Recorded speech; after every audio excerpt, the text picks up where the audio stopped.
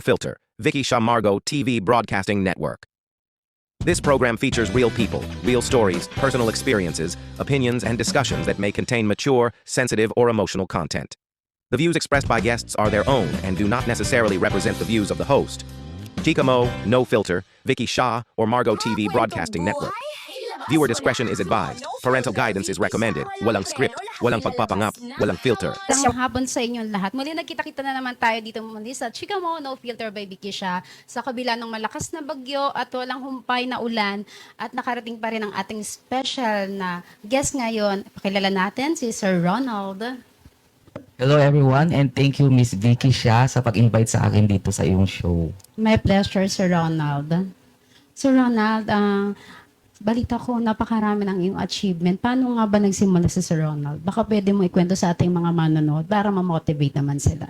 Ayan, so mayroon naman kahit papaanong mga achievement pero marami pa tayong gustong maabot sa buhay. Pero bago ko narating yung ganitong estado sa buhay, nag-umpisa lang ako sa isang bata na nangarap from province na nanonood lang ako sa TV, nakikita ko yung mga tao doon, mga artista na ang sasarap ng kinakain, ang ganda ng pinapasyalan, which is hindi ko yun nararanasan. And ang tangi kong lang pinangahawakan ay mag-aaral ako kasi balang araw ay maaabot ko din yung mga yon.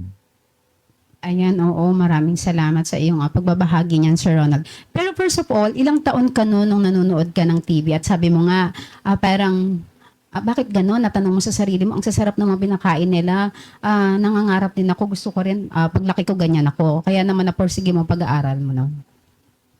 Elementary and high school, pero more on high school. Syempre, pag high school ka, mayroon ka ng isip, mas malalim na yung hugot sa buhay. Talagang pinagbubutihan ko. Mayroon nga akong napanood, isa sa mga reasons kung bakit ako na-involve sa pagninegosyo. Kasi mayroon akong napanood sa TV na ang laki ng bahay, ang daming achievement, may mga kotse. Sabi niya, nakuha ko lang ito lahat dahil sa negosyo. Totoo yan, Sir Ronald. Pag ikaw talaga ay nagsumikap at may puso ka ng isang matyagang tao bilang isang Pilipino, walang imposible. Siyempre, hindi naman natin pwedeng pangarapin lang at hindi natin gagawin. At dahil doon sa napanood mo na yun, isa sa mga naging paraan at nahuhumbog yung iyong kaisipan sa murang edad mo na yun. Paano mo sinimulan yung pag-iisip na gusto kong mag-negosyo? Saan mo kinuha yung lakas ng loob mo na yun? So actually, yung lola ko, nagtitinda siya ng mga gulay sa palengke at sinasama niya ako doon. So doon pa lang nasanay na ako or na-train ako na makipagkalakal, magbenta ng mga prutas, ng mga gulay. And along the way kasi, 'di ba minsan mayroon tayong gusto, pero si God mayroong ibang plano. So tuloy-tuloy ako sa pag-aaral hanggang sa nagkaroon ng isang pagkakataon na nakapag-aral ako ng kolehiyo. So, bali, nung mga panahon ng nagpursige para makapag-college ka. Kasi syempre, sabi mo nga, tumutulong ka sa lola mo noon. Pero syempre, di ba, yung mga panahon na yun, dapat naglalaro ka pa ng high school ka, nakikipagbarkadahan ka pa. Paano mo nahubog yung pag-iisip mo na mas gusto ko mag-focus ng pag-aaral para mapaghandaan yung matrikula mo sa college? Actually, Miss Vicky,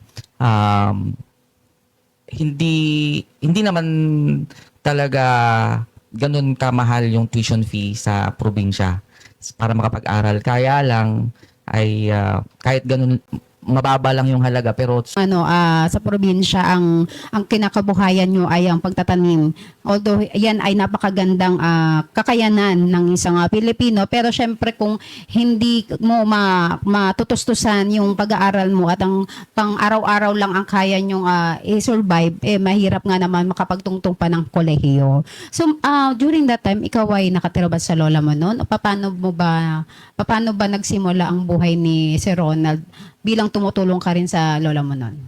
Itong buhay, ilabas mo na! No filter, Vicky Shah, walang preno. Vicky Shah, walang preno.